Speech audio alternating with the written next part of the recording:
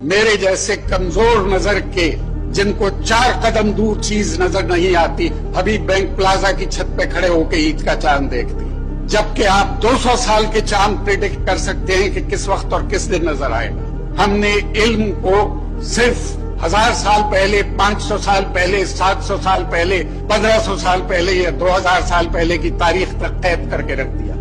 زمانہ ہمیشہ آگے کی طرف چلتا ہے۔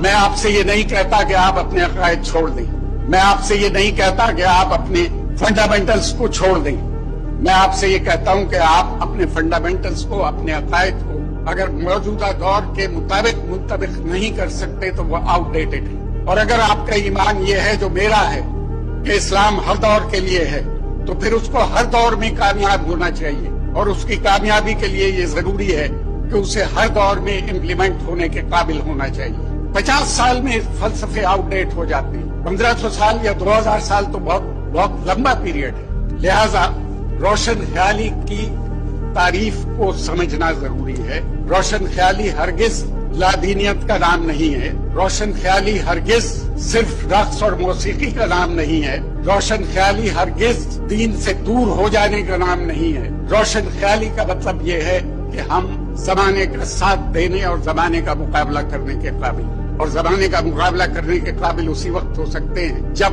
اس دور کا علم ہمارے پاس ہو جس دور میں ہم زندہ ہیں۔ کہ جو علم روشن خیالی پیدا نہیں کرتا ہے، جو علم روشن خیال نہیں ہوتا، وہ علم نہیں ہوتا۔ علم کو آپ پابند نہیں کر سکتے، علم کو آپ محدود نہیں کر سکتے، اور علم کو آپ صرف یہ نہیں کہہ سکتے کہ اس کا تعلق صرف عبادات سے ہونا چاہیے۔ اگر صرف عبادات ہی مقصد ہوتا تو ہندو جوگیوں کی طرح آپ جنگل میں جا کے جھوپڑی ڈال لیجئے، اللہ تعالیٰ سے لو لگا لیجئے، اور جتنا چاہیں آپ عبادت کرتے رہیں وہاں بیٹھے، مگر میرے خیال میں اس کی تو آپ کو اجازت نہیں دی گئی، یا مشورہ نہیں دیا گیا۔ آپ کے لیے دنیا اتنی ہی امپورٹنٹ ہے جتنا آپ کا خدا سے تعلق ہے، اور اس خدا سے تعلق کو آپ کے دنیا میں کامیابی کا ذریعہ بننا چاہیے، اور وہ اسی وقت ممکن ہے جب آپ اپنے عقائد کو، جب آپ اپنے فیتھ کو، جب آپ اپنے ایمان کو اس قابل بنائیں گے کہ وہ آج کی دنیا میں امپلیمنٹ ہو سکے اور دنیا دیکھ سکے کہ یہ قابل عمل فلسفہ ہے۔ صرف باتیں کرنے سے مسائل حل نہیں ہوا کرتے، مگر روشن خیالی جو صحیح روشن خیالی ہے،